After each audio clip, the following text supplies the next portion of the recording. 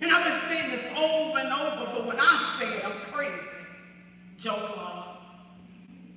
But I'm going to continue to fight. Stand strong. And what I thank God for is giving me my own platform.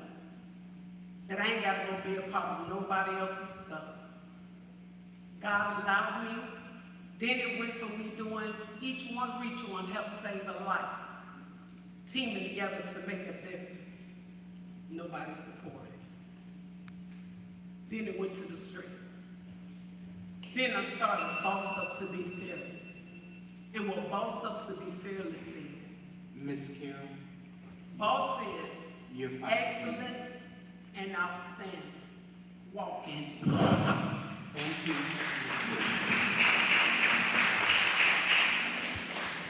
Attorney Kevin O'Connor.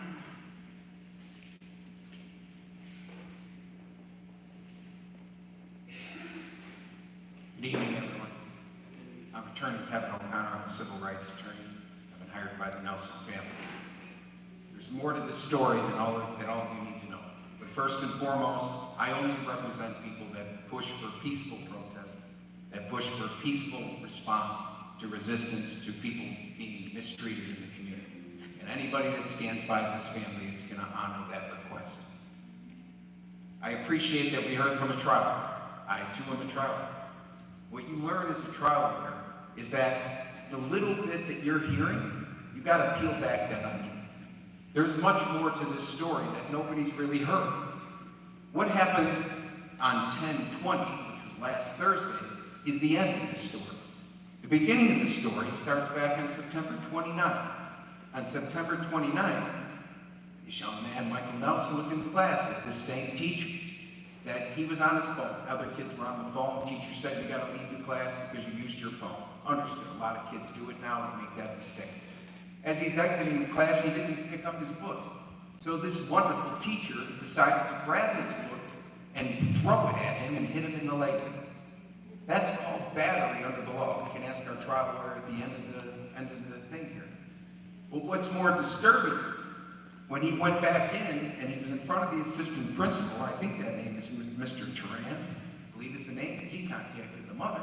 He wrote out his statement as to what happened. He reported he got a book thrown at him by a teacher. At that point, there's two things that need to happen. One, police should be called. That's bad. Two, these are mandatory reporters. That is child abuse. Under DCFS rules, everybody in that school is a mandatory reporter. You need to contact child abuse, which was what was going on September 29th. And you know what? If that had been done, we wouldn't have this incident on October 20th, because that never had the opportunity. He would have been on leave at that point. So when the investigation went on in this case, first thing that's asked by the media, is this the first incident with this man? Is this the first time this happened? Did anybody in this group, did anybody on the principal ask those questions? Is this the first incident? Because this doesn't just rest with dismissing Mr. Donovan. We now have to ask that assistant principal, the principal, or anybody else that knew of this investigation back from the 29th that failed to act. As a teacher, I hear the comments, actions have consequences. Inactions have consequences. That's what our teachers teach us. So all the people that were mandatory reporters that should have contacted the police department in this particular incident from September 29th, there has to be consequences. And then this won't happen again, because we're allowing people to turn a blind eye to these teachers. It's called rocks, pebbles, rocks, boulders. That was the boulder that happened last week, but everyone missed the rocks and the pebbles that have been going on. This should have been caught. This should have been acted upon. This board should have been notified. I don't know if they have been or haven't been, but they better address that issue, whether they knew about that September 29th incident and what they did about it. Because if they don't, there's going to be a lot of marches going on around here to figure out why. Thank you.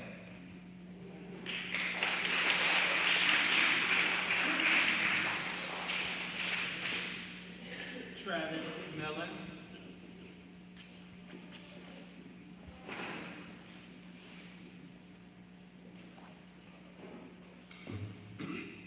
since its founding in 1776. The United States has always struggled to deal with their birth defect. A defect that is woven throughout its fabrics, intertwined throughout its DNA, and flowing throughout its blood. That defect is simply known as racism. Although we as a nation have been able to find cures for smallpox, polio, leprosy, and have been able to provide treatments for others such as cancer and Alzheimer's, one thing we have yet to cure is that of individualized, systemic, and systemized racism. The actions of John Donovan is a result of both individualized and systematic racism. When the very place that our students should be able to sit down at a table and be fed educational nutrients has turned into the place that the server decides to poison them with bitterness of racism and prejudice, is further evidence that America has yet to truly deal with this birth defect. John Donovan's action not only represents who he is as an individual, hence individualized racism, but it also reflects the system of racism which plagues our county, city, and schools. Although I am in full support of the removal of Mr. Donovan from our schools, I am also in support of the removal of the continued system of racism that is slithering as a two-headed serpent within our public education system. From higher administration to building leadership, classroom instruction, support staff, and volunteers, we are seeing the most diverse school district ever in Kankakee's history. Yet, there are still people within the system of racism who is doing evil and malicious acts in order to keep us divided. If we as a nation is going to ever end racism, we must be willing to get the needed antidote and treatment for this century-long defect. Mr. Donovan is not the only person who aligns himself with the system of racism, but there is even a member on this board who has shown that he too is a reflection of that system. A member whose actions, words, and behavior is evident that not only he is a part of the system, but he is a key leader in the system. This evening, that board member who refuses to even lift up his head made a vote on whether Mr. Donovan should keep his job with the district.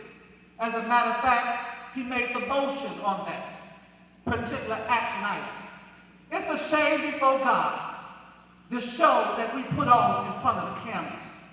But on Tuesday, November 8, 2022, I am asking the community to come together to make a vote on whether that board member continues to hold a seat at the table of our educational system.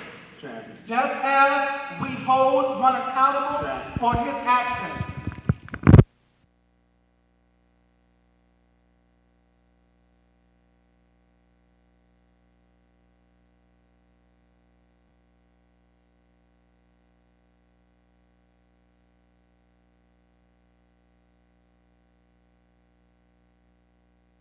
Thought no one was watching.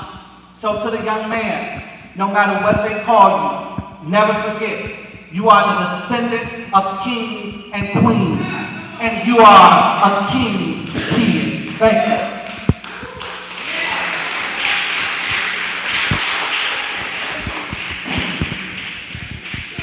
Robert Ellington Snipes.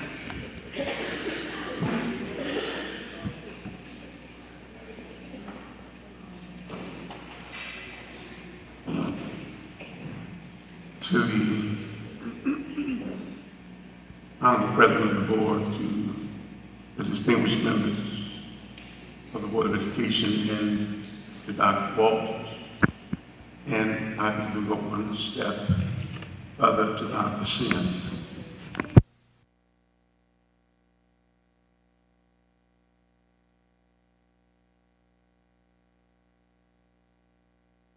With my grandmother to one of the last visits of Dr. King fighting for the housing projects in Chicago as I came out of the Robert Taylor home, where they said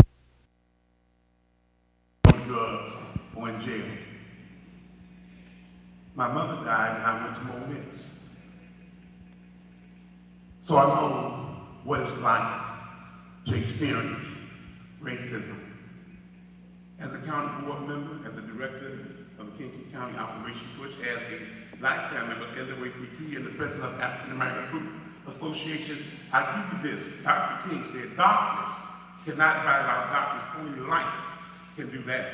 Hate cannot drive out hate, only love can do that. It has been confirmed via research and data that Illinois teachers believe racial harassment is a problem in their schools and support mandated training. In March of 2022, Teach Plus polled 284 Illinois educators about racial harassment in schools. Respondents agreed that racial harassment needs to be addressed, with 93% of teachers polled indicating that racial harassment was a concern in their schools, and 2/3 saying schools were doing too little to respond. The African American Group Association acknowledges that racism is embedded into our organizational structures, our policies, systems, and we must audit these structures utilizing an anti-racist lens. The African American Group Association recognizes that confronting and combating racism is lifelong work. As a civic community, as a community of hope, healing other people everywhere, the AAI acknowledges that racism is a societal and global problem that requires continuous education, investment of resources, organizing, support groups, community engagement and initiatives. But even as important, we must be vigilant in our learning, our listening, and actions as advocates of change. As a community, we must invest resources to develop, organize, and support community initiatives that foster anti-racism. As a community, we must purposefully strive to identify, discuss, and challenge issues that prevent us from becoming anti-racist and ethnically unbiased community. We call specific attention to race, color, ethnicity, and the impacts they have on students, faculty, and staff members. If there's a racist incident, typically it goes viral on TikTok, Twitter, or Facebook, or Snapchat. Sometimes the school is the last to find out about it. It appears the reason that kids go to Twitter, TikTok, Instagram, or Snapchat is because they don't feel like anything is going to get done.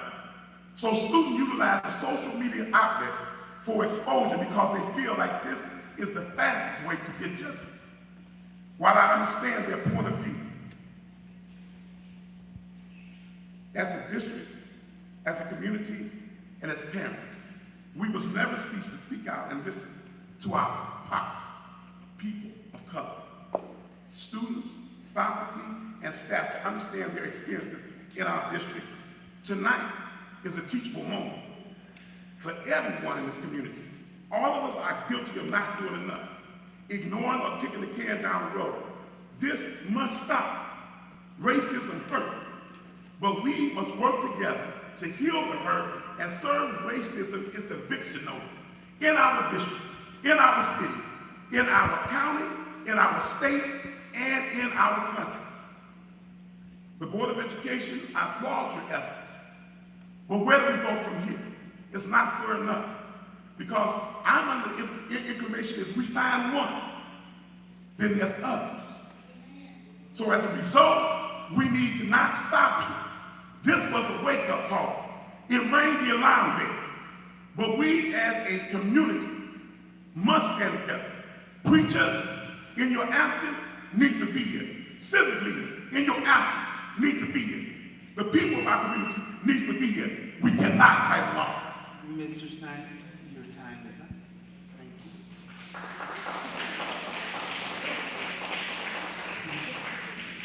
Reverend Tom Ivy. Reverend Ivy? Okay. Now we will move on to item H, board report, board president report. We are coming up on conference season. You have your notebook in front of you for the Triple I conference coming up. I see that many of you all have signed up for the early bird classes. So I look forward to you being able to share with the community and with other board members what you have learned.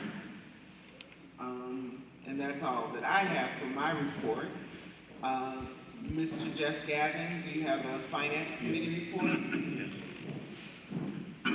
We had our finance committee meeting last Thursday, and what we discussed in our finance was the transportation that you guys witnessed tonight, and we will be moving forward at the next board meeting for a vote.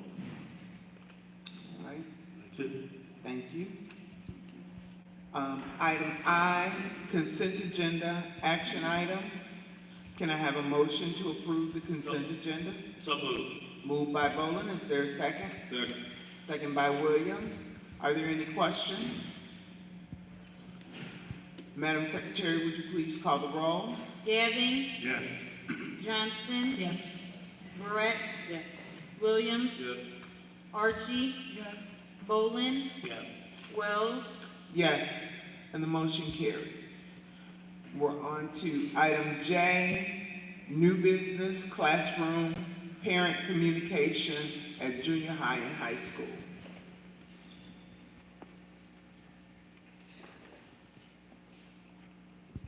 Okay, so this was a request to be put on the agenda by a board member.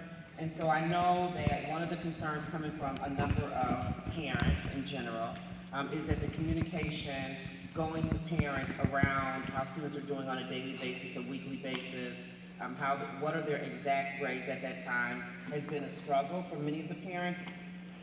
I'm just saying, including me. I'm just being honest. Like, we need to really work on communication with the parents around how things are going on a weekly basis with our students. I'm not actually the person to ask for it to be put on the board, but I do want to comment that it's important for the junior high teachers and the high school teachers to give parents an opportunity to intervene. And the only way they can intervene is if they know as soon as possible that a student is not doing their work, not compliant, struggling in class, and that communication needs to be two-way communication. And so, what I mean by two-way communication is the parents need to have an opportunity to have a little bit of a dialogue around what they are experiencing and what they need in order to support their students, and around what they will see once they get the grade reports. And so that's been a concern that's come to me consistently from the majority of the parents. I know this is a little unorthodox, but the parents of any student at the junior high and high school, if you could just stand. Grandparents, parents, anyone? Okay. So we just are asking that we have a dialogue around how can we communicate more effectively with our families around around how our students are doing before the quarter, the semester, the end of the school year. Like, we would like to have a little bit more communication and dialogue with the classroom teachers. Did you want to speak, Mr. Williams? Also, we would like to have more of a notice about teachers retaliating against the children. And I don't want to say that, well, I'm going to say that in a mean way because it is happening. When you have a parent that'll come to a teacher, talk to them, and try to hold a meeting with them, and you get very honest answers that you don't want to hear, like, I don't have time to do this with your student, I don't have time to do that, it makes you upset. And then you go and you try to follow the chain of command, and you don't feel you're getting any results. That can be very frustrating and it make people angry.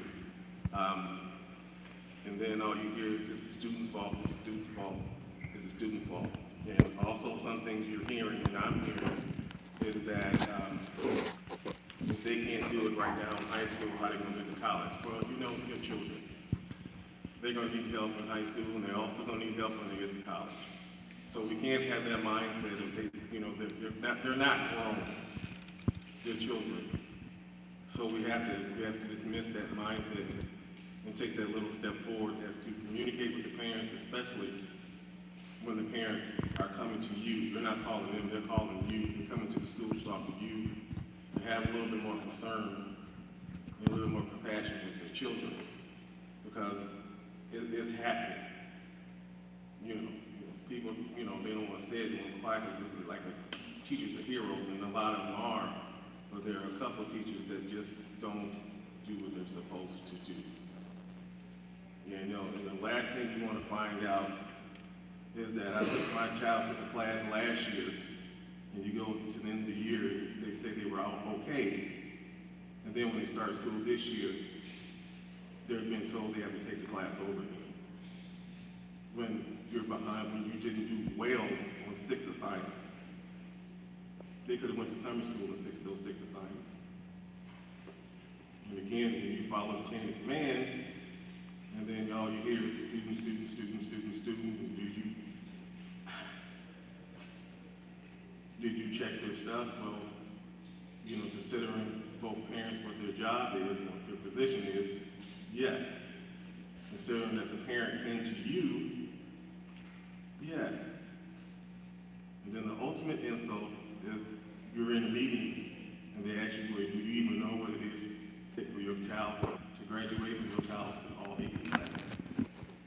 And your child portfolio is right on mark? Yes. You know, it's very insulting, it's very frustrating, and something needs to change. So our solution, actually, even before this was put on the agenda, is the importance of moving to the Skyward platform because all of our parents are familiar with it, they're comfortable with it. We have been using Skyward from kindergarten through 8th grade.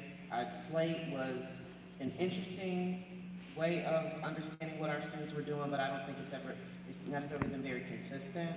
And so that is one of the solutions that we have to increase parent communication is to leave the grading system called Slate and go back to Skyward, which most of our parents are familiar with and can actually access on their phone in real time.